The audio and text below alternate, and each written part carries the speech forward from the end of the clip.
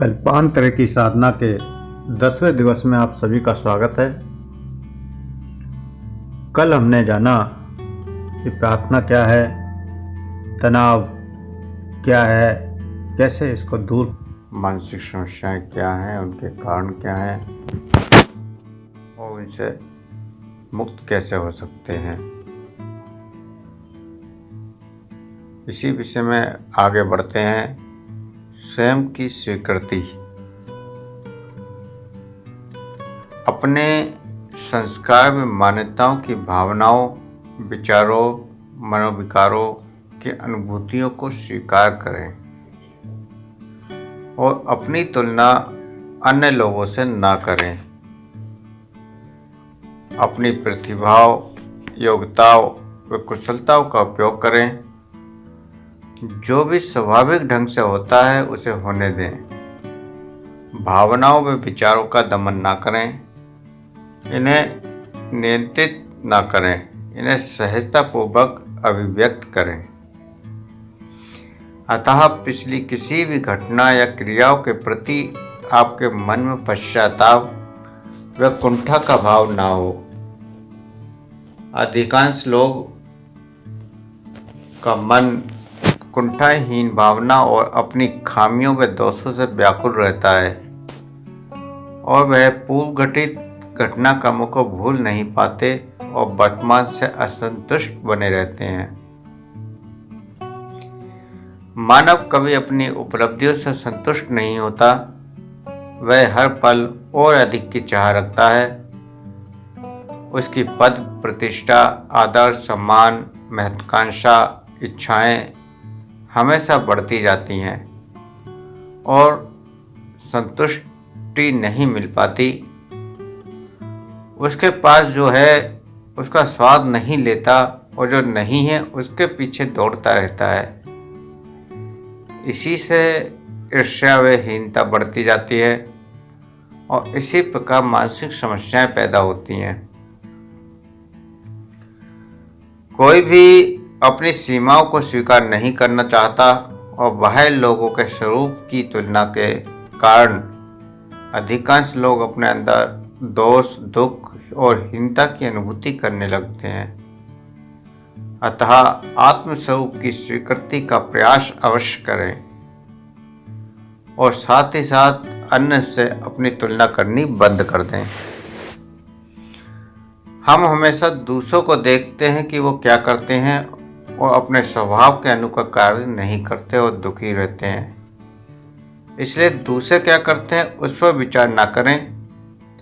प्रत्येक व्यक्ति अपनी प्रतिभा व स्वभाव के अनुकूल ही कार्य करता है। जैसे एक डॉक्टर लोहार का कार्य नहीं कर सकता और लोहार डॉक्टर का कार्य नहीं कर सकता। इसलिए अपने आप को पहचानें और जो भी सहज रूप से आपके व्यक्तित्व के अनुकूल हो उसको स्वीकार करें और वही कार्य करें जो आप सहज तरीके से कर सकते हैं, जिसमें परेशानियां ना आए। कल्पांतर की साधना आपको आपसे मिलाती है।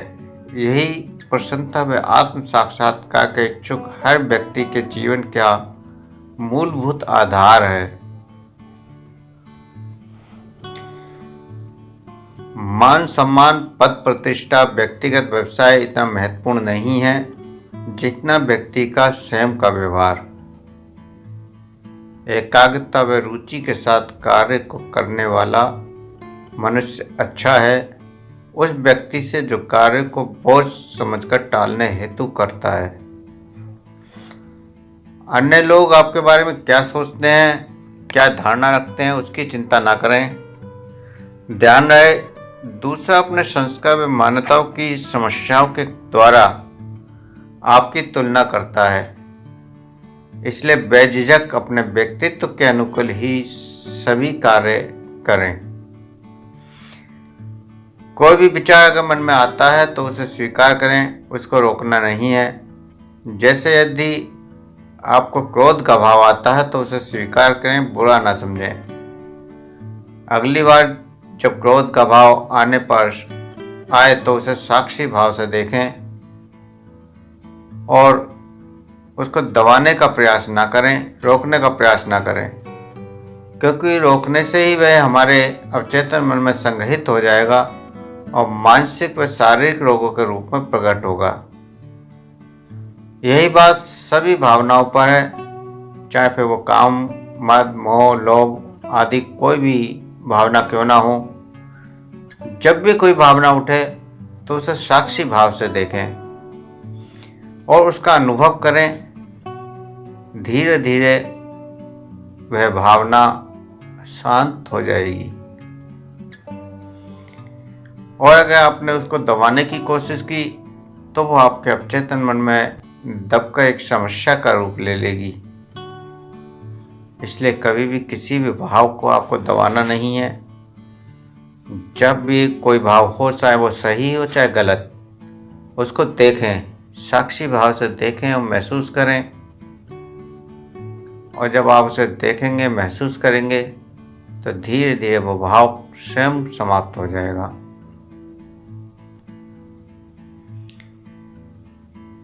साधना के द्वारा ये समस्याएं सहज में खत्म हो जाती हैं। भाव आते हैं, आप उन्हें साक्षी भाव से देखते हैं और ब्रह्मांड में विलीन कर देते हैं। उसके बाद आपका मन शांत होता जाता है और आपके अंदर एक सहज शांति की अनुभूतियां होती हैं। जैसे जैसे आपकी मानसिक समस्याएं और ये भावनात्मक विचार शांत होंगे, वैसे वैसे आप अंतः जगत में प्रवेश कर आगे बढ़ने लगेंगे और आत्म साक्षात्कार तक पहुंचना आपके लिए सहज हो जाएगा। जब कोई संत महात्मा तुम्हें समझाता है कि काम, क्रोध, मद, मोह, लोभ, अहंकार का स्वाद बुरा है, तो मनुष्य के अंदर उनके प्रति हीन भावना पैदा हो जाती है। सोचने लगते हैं कि ये प्रवृत्तियां पाशविक हैं। लेकिन जिन्हें वो सम्मानीय बताते हैं, वह भी तो एक प्राकृतिक माया ही है।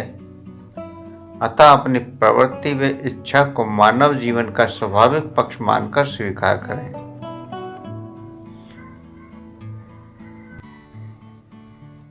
उन्हें जीवन के अप्रतिकूल ना समझें। आप जितना इनको स्वीकार करेंगे उतना ही ये आपको कम प्रभावित करेंगी।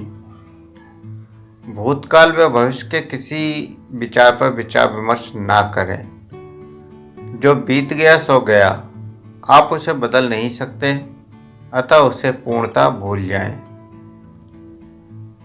वर्तमान के प्रत्येक क्षण को जीने का प्रयास करें। अपने साथ कभी हुए दुर्व्यवहार व घटनाओं पर भी इसी बात को लागू करें। यदि आप उस पर निरंतर विचार करते हैं तो वह जीवन को तनावपूर्ण व दुखद बना देते हैं। किसी भी विचार व घटना की छाप कितनी भी गहरी क्यों ना हो, उसे दूर करना कठिन जरूर है, लेकिन असंभव नहीं। और कल्पांतर की साधना के द्वारा तो यह सहज में संभव हो जाता है। इससे आप दूसरों को प्रेम व स्वीकार करने लगेंगे। दूसरों के प्रति द्वेष, ईर्ष्या व दोष पर ध्यान कम हो जाएगा। आप सामने वाले की उपयोगिता को समझेंगे। जैसे जैसे आप दूसरों को प्रेम करेंगे, वैसे वैसे दूसरे भी आपको प्रेम करते जाएंगे। इस प्रकार सहजता में वृद्धि आंतरिक व बाह्य जीवन में संतुलन लाने हेतु एक सकारात्मक कदम होगा। जब व्यक्ति ध्यान मग्न होता है तो अपने आप को व दूसरे लोगों को अस्वीकार करना संभव नहीं, लेकिन इसके लिए आपको निरंतर प्रयास करते रहना होगा और लगातार कल्पांतर की साधना का अभ्यास करना होगा।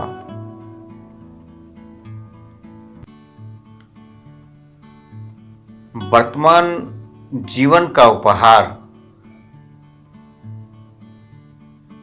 वर्तमान जो है वही जीवन का उपहार है, उपहार स्वरूप है। परंतु वर्तमान हमेशा एक नरक जैसा व दुखों का भंडार लगता है। यह मनोरोगी समस्या असंतोष व असंतुष्टि के रूप में प्रकट होती है। आप वर्तमान क्षण में कितना समय रहते हैं, इसको खोजें। आप अधिकतर हमेशा कुछ और की चाह में डूबे रहते हैं। आप हर क्षण सपने देखते हो। जब हम सड़क पर चलते हैं तो घर के या कार्यालय के कामों की याद आती है, और जब कार्यालय में काम करते हैं तो छुट्टी के बिताए पल याद आते हैं। कहीं बैठे हैं तो घर में या होटल में खाए स्वादिष्ट भोजन का ख्याल आता है। आप उसका स्वाद ले रहे होते हैं, और जब भोजन करते हैं तो व्यवसाय या ऑफिस के कार्यों पर विचार करते रहते हैं। और जब सोते हैं तो किसी के साथ बिताए पल याद आते हैं, और उसके साथ होते हैं तो सोने का ख्याल आता है। अतः आप बहुत कम समय वर्तमान क्षण में जीते हैं। इसी कारण आपका मन किसी न किसी कार्य में उलझा रहता है, और आप उत्साहहीन भटकते फिरते हैं। कभी कभी जब वर्तमान का अनुभव होता है तो आनंद प्राप्त होता है। इस दौरान आप उस कार्य में पूर्णतः लीन होते हैं, चाहे वह कोई भी कार्य क्यों ना हो। गहराई से विचार करें, याद करें उन पलों को जब आपको आनंद की प्राप्ति हुई थी, जब आप मानसिक रूप से संतुलित, सौम्य व शांति अति लगन के साथ सजगता पूर्वक साधना करते हैं। तब ये अनुभव प्राप्त होते हैं जिनका विस्मरण असंभव है। उस पल अपने अपने वर्तमान को पूर्णतः जिया है। अर्थात आप कोई भी कार्य करें, भोजन, प्रेम, पढ़ना, लिखना, चित्रकारी, पढ़ाई, पूजा पाठ, योग, ध्यान साधना आदि पूर्ण वर्तमान में रहते हुए करें, जिससे जीवन के हर पल का पूर्ण आनंद प्राप्त हो सके। आज कोई भी मनुष्य ये नहीं कह पाता कि मैं वर्तमान में जीता हूं, क्योंकि कुछ पलों में ही वह भूत या भविष्य के विचार में खो जाता है। इसका कारण मनोरोगी भौतिक व अधिभौतिक समस्याएं हैं। कल्पांतर की साधना के द्वारा वर्तमान में रहते हुए सभी समस्याओं का निराकरण ही एकमात्र उपाय है। जब निराकरण हो जाएगा तो वर्तमान में रहना सहज आदत बन जाएगी। वर्तमान में जीकर ही आप योग, ध्यान साधना व आध्यात्मिक जीवन में आगे बढ़ सकते हैं। जब तक आपका मन इधर उधर भटकता रहता है, तब तक आपको बहुत सी समस्याएं हैं। स्वयं से पूछें कि जो कार्य कर रहे हैं वह पूरे मनोयोग से कर रहे हैं या नहीं। उसको करने में आपको आनंद आ रहा है या नहीं। जब आपको हर कार्य को करने में आनंद आने लगता है तो आप सभी समस्याओं से मुक्त होने लगते हैं। हम भूत के सुख दुख पर विचार व भविष्य के सुखों के विचार की कल्पना करते रहते हैं। इसे स्वप्न अवस्था भी कहते हैं। अर्थात हम जागते हुए भी स्वप्न देखते हैं। हम वर्तमान को नरक व भविष्य को स्वर्ग की कल्पनाओं से देखते हैं। ये स्वयं को स्वीकार न करने का, सत्य से भागने का, पलायन करने का और सभी शारीरिक मनोरोगी समस्याओं का सामना करने से बचने का तरीका है। वह जीवन को जैसा है वैसा स्वीकार नहीं कर पाते, स्वयं को समझ नहीं पाते, वर्तमान के पलों को जी नहीं पाते और स्वयं से निर्मित सुख व दुखों में जीते हैं। ऐसी परिस्थितियों में आप कभी अंदर की स्थायी शांति, प्रसन्नता, आनंद, सुख, संतोष, आत्मयात्रा, परमात्म तत्व की प्राप्ति नहीं कर सकते। इसके लिए कल्पांतर की साधना के द्वारा मन को शुद्ध करना पड़ेगा, जिसके लिए साहस व शक्ति चाहिए। क्योंकि अवचेतन से संस्कार व मान्यताओं की समस्याओं व जीवन के डरों को निकालने के लिए उनसे सामना करना पड़ेगा, जिसका आश्चर्यजनक प्रभाव पड़ेगा और जीवन में बदलाव आ जाएगा। तो वर्तमान जीवन का उपहार है। ये पल जो बीत जाता है वो फिर कभी दोबारा लाइफ में नहीं आता। इसलिए वर्तमान में रहना सबसे ज़्यादा कीमती है। वर्तमान में जो आप रहेंगे तो हर क्षण आनंदमय बन जाएगा। आप ध्यान के समय पर पूर्ण रूप से एकाग्र होते हुए उस वर्तमान क्षण का आनंद ले रहे होते हैं। जो अनुभव हो रहे होते हैं वो वर्तमान में हो रहे होते हैं और आप उनका आनंद ले रहे होते हैं। आपका मन उस आनंद में डूबता चला जाता है और आप परम शांति और परम आनंद की अनुभूतियों को प्राप्त कर पाते हैं। तो जब भी अगर आप देखेंगे कि आनंद कहीं मिला है या शांति कहीं मिली है तो वो वर्तमान के क्षणों में ही मिल पाती है। पीछे जो पास्ट में चला गया उसको आप चेंज नहीं कर सकते और ना ही उन बात पर विचार करके उसको कुछ बदला जा सकता है। ठीक उसी प्रकार भविष्य की भी कल्पना केवल स्वप्न मात्र है, उसको आप साकार नहीं कर सकते जब तक कि आप उसको तरीके से ना करें। इसलिए कोशिश ये करें कि हर पल वर्तमान को महसूस करें। वर्तमान के क्षणों का जब महसूस आप करेंगे तो ऑटोमेटिक समस्त मानसिक समस्याओं से मुक्ति मिल जाएगी।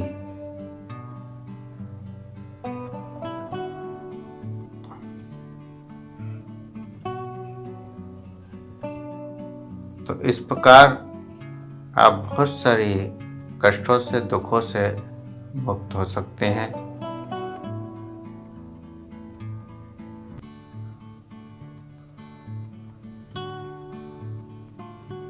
मनोरोगिक समस्याओं से रोगों का संबंध।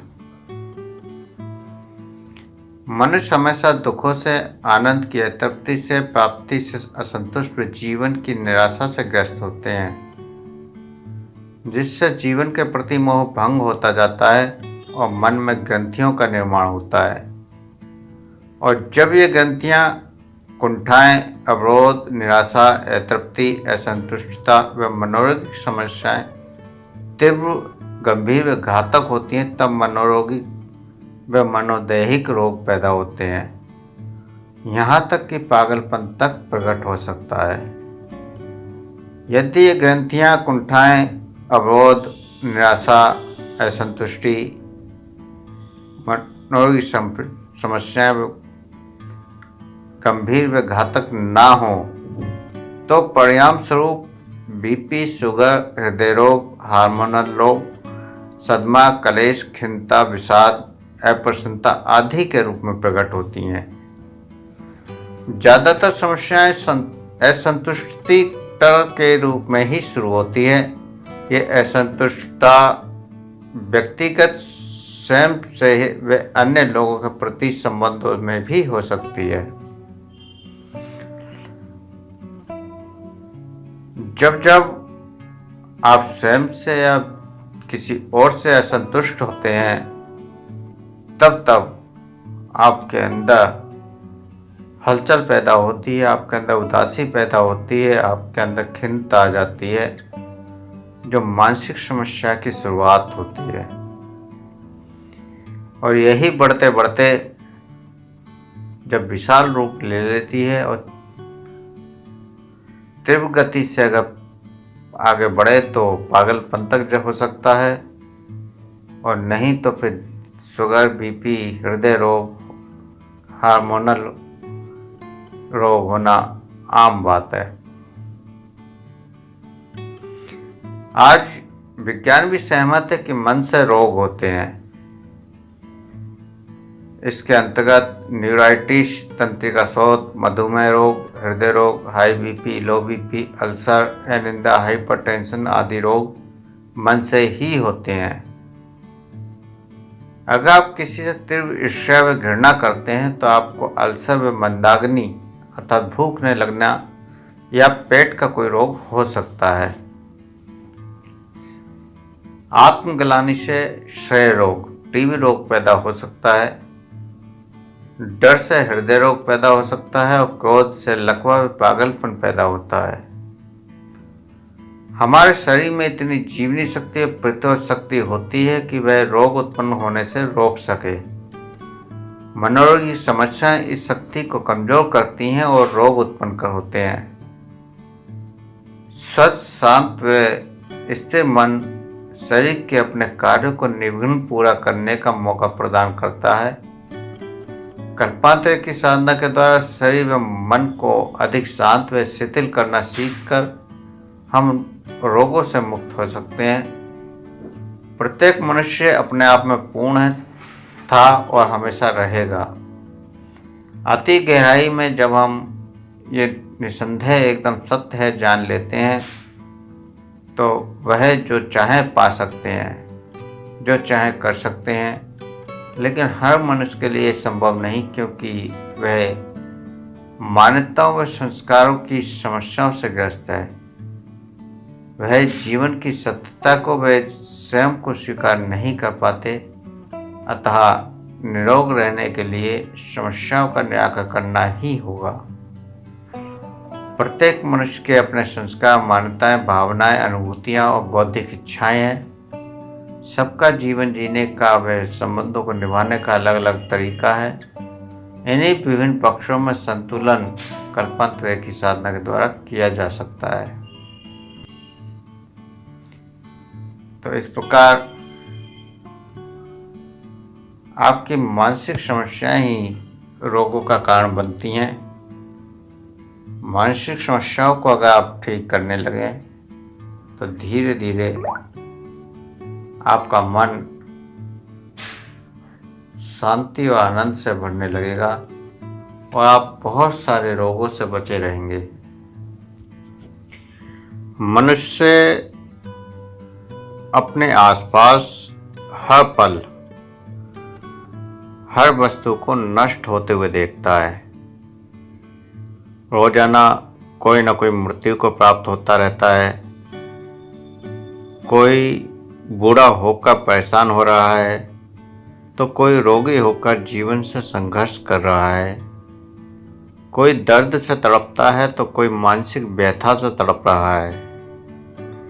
इस प्रकार जीवन को देखकर मनुष्य में जीवन के प्रति क्षण भंगुरता के रूप में जो व्याग्रता मन में पैदा होती है, वह उसे सत्य को जानने के लिए प्रेरित करती है। फिर वह उच्च चेतना और आत्म साक्षात्कार की दिशा में आगे बढ़ने की कोशिश करता है।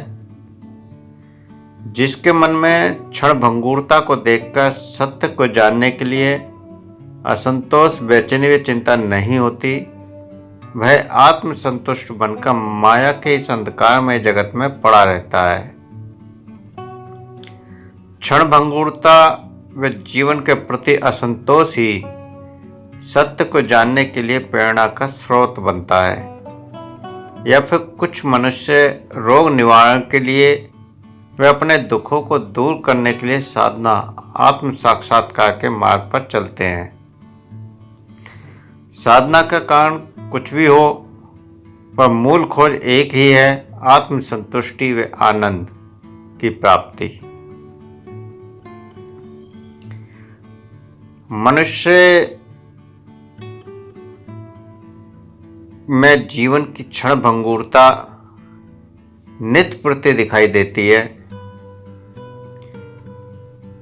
हर पल उसके आंखों के सामने सब कुछ नष्ट हो रहा होता है। जो आज है वो कल नहीं होता और जो कल होता है वो अगले दिन खत्म हो जाता है। समय के साथ सब कुछ बदल रहा है और इस बदलाव के साथ मनुष्य दुखी भी होता जाता है। जब दुख हद से ज़्यादा बढ़ जाता है तब मनुष्य ऐसे रास्ते की खोज करता है जिसमें आनंद की प्राप्ति हो या सुख मिलने लगे। तो उस रास्ते पर जब ढूंढने निकलता है तो उसके लिए योग मार्ग, ध्यान मार्ग, भक्ति मार्ग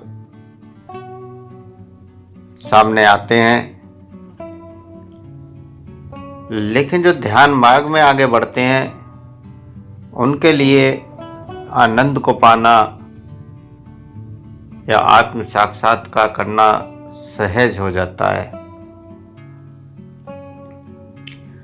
भक्ति के मार्ग पर मनुष्य संतुष्ट तो होता है लेकिन आत्म साक्षात्कार नहीं कर पाता। योग में मनुष्य गहराई में जा तो पाता है, लेकिन जब तक साधना नहीं करेगा, ध्यान नहीं करेगा, तब तक उसके कष्ट मुक्ति नहीं होंगे। फिजिकल स्तर पर रोगों को खत्म करने के लिए तो योग ठीक है, लेकिन आत्म साक्षात्कार के लिए आपको ध्यान की दिशा में आगे बढ़ना ही होगा। जो लोग बाह्य क्रियाकलापों में पूजा पाठ, मंत्र जाप, ज्योतिष, तंत्र क्रिया आदि में अधिक रुचि लेते हैं, वह अपनी शक्ति को व्यर्थ ही गंवा रहे हैं। संसार के सभी भोगों को भोगते हुए भी आप अपनी आत्म शक्ति को कल्पांतर की साधना के द्वारा आंतरिक जगत में प्रवेश करा सकते हैं और अद्वैत सत्य का अनुभव कर पाते हैं। इसकी शुरुआत किसी भी ध्यान से आप कर सकते हैं। पहले दिन से ही आपको ऊर्जा के बहुत सारे ध्यान करवाए जा रहे हैं जिसमें ऊर्जा आपके अंदर प्रवेश करती है। तो किसी भी एक ध्यान को आप पकड़ लें और उससे शुरुआत कर सकते हैं। और जब आप ध्यान से गहराइयों में जाएंगे तो आपके अवचेतन रूपी समुद्र में, जैसे समुद्र में समुद्र मंथन करने से बहुत सारे रत्न निकलते हैं, वैसे ही आपके अवचेतन मन से बहुत सारी शक्तियां आपके सामने जागृत होंगी और वहां से आंतरिक खजाने की सुप्त शक्तियों और प्रतिभा को ढूंढ निकालने के लिए आपका ये पहला कदम होगा। जैसे जैसे आप आगे बढ़ेंगे, इन शक्तियों को पहचानने लगेंगे और ये शक्तियां जागृत होकर आपके अंदर बहुत सारे रोगों के साथ साथ बहुत सारी आध्यात्मिक फायदे भी आपको कराएंगी। लेकिन अधिकतर लोग कूप मंडूक का जीवन जीते हैं, अपने अवचेतन की गहराई और विशालता को नहीं समझ पाते। परंतु जब जीवन के उतार चढ़ाव के कारण समस्याएं आती हैं तब मन दुखी होने लगता है और समस्या के निवारण हेतु वे दुख से मुक्ति पाने के लिए मन में कुछ करने की चाह पैदा होती है। तब गंभीरतापूर्वक विचार करते हैं और फिर जब सभी भौतिक रास्ते बंद हो जाते हैं तब परमात्मा या आत्म साक्षात्कार के रास्ते की ओर बढ़ते हैं और फिर बहुत सारी साधनाओं को करना शुरू करते हैं।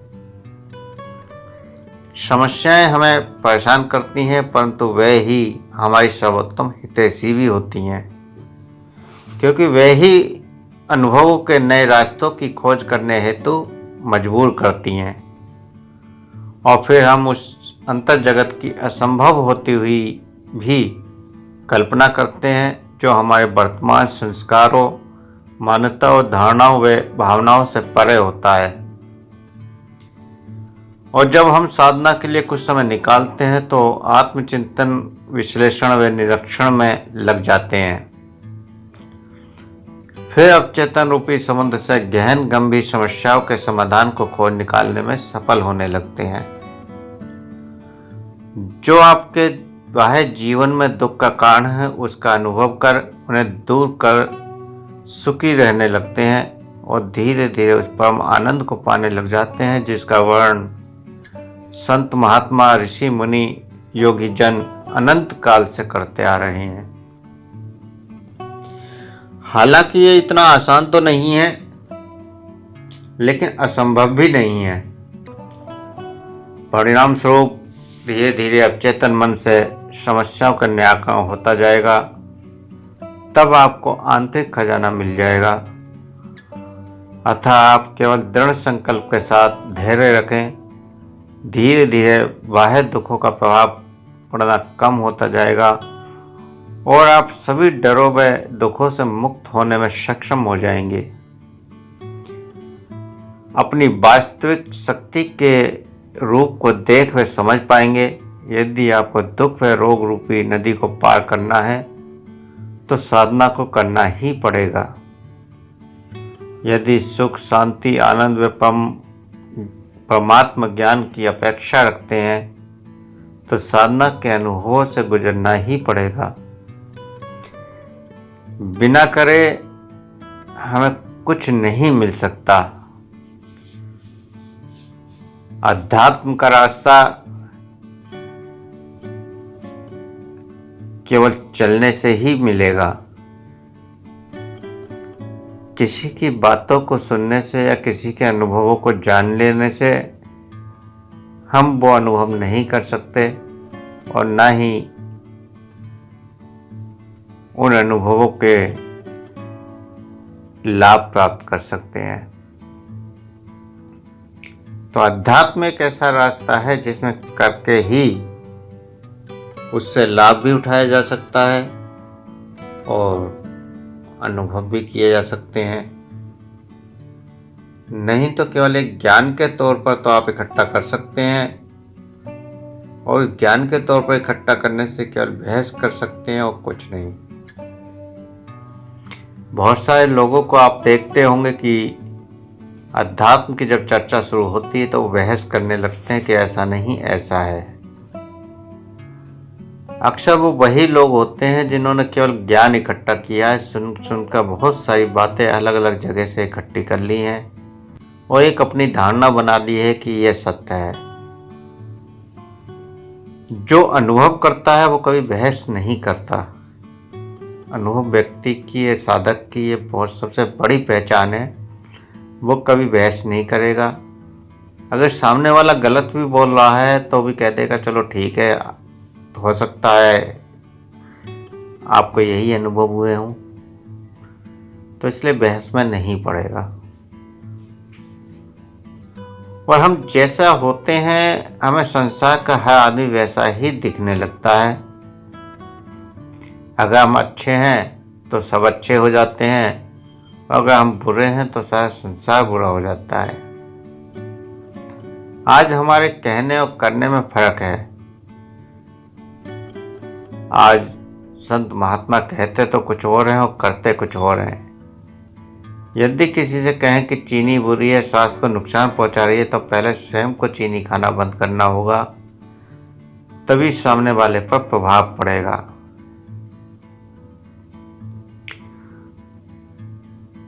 तो हम जैसा होते हैं वैसा हम दिखते नहीं हैं, दिखावा बहुत करते हैं।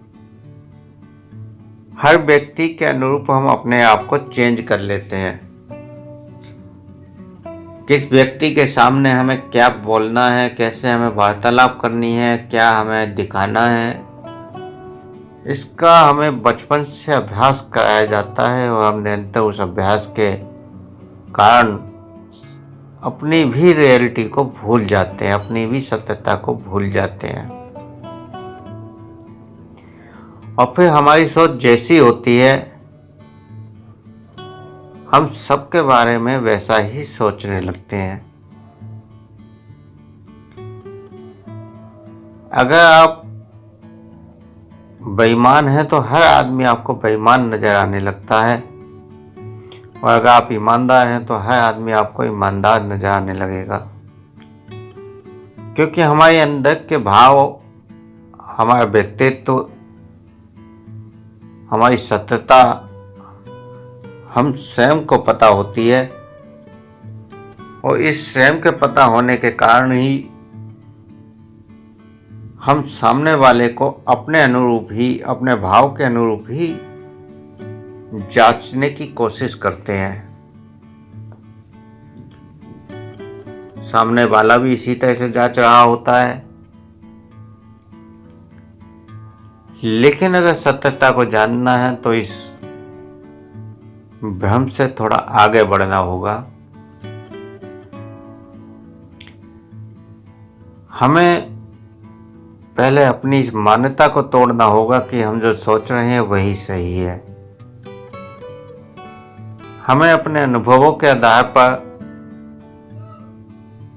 नए नए अनुभव साधना में जैसे जैसे होंगे वैसे वैसे सत्यता हमारे सामने प्रकट होने लगेगी और सामने वाले को भी हम पहचानने लगेंगे कि सामने वाले की सत्यता क्या है।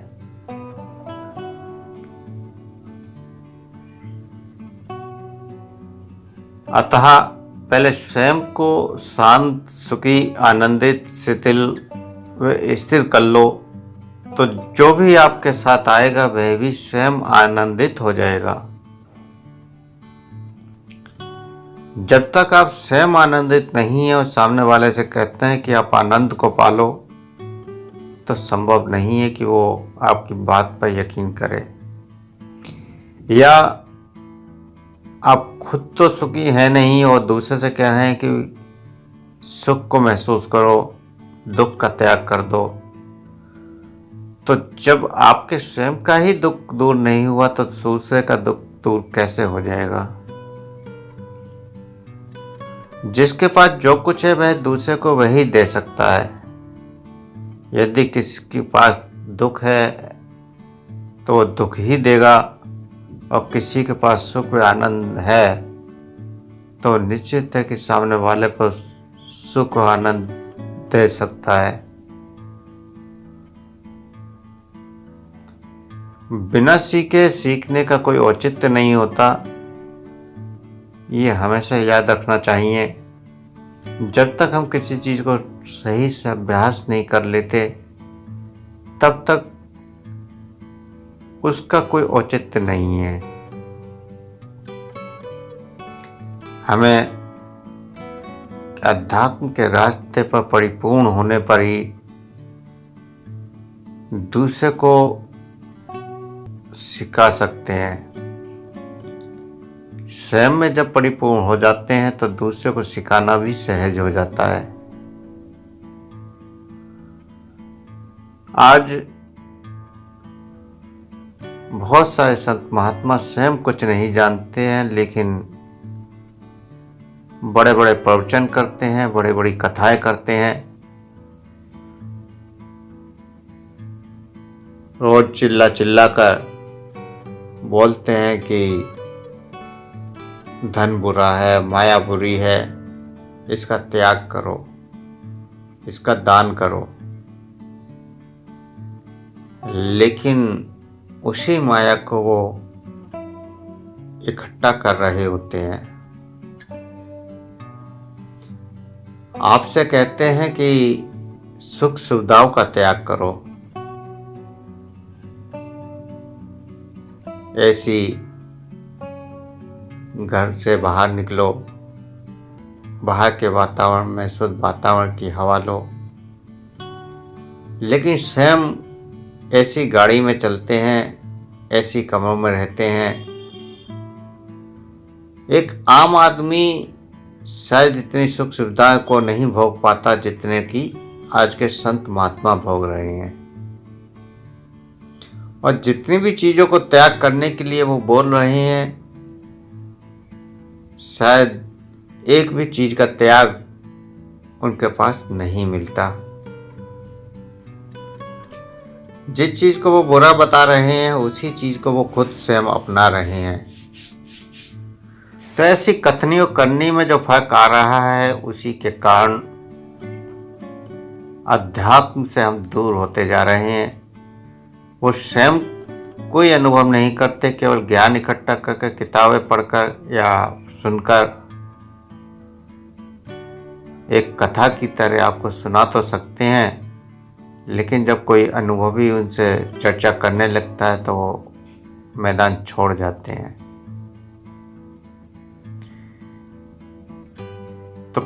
जब तक आप अनुभव नहीं करेंगे, स्वयं साधना नहीं करेंगे, तब तक किसी को कुछ भी देना बेकार है, किसी को कुछ भी सिखाना या कहना बेकार होता है।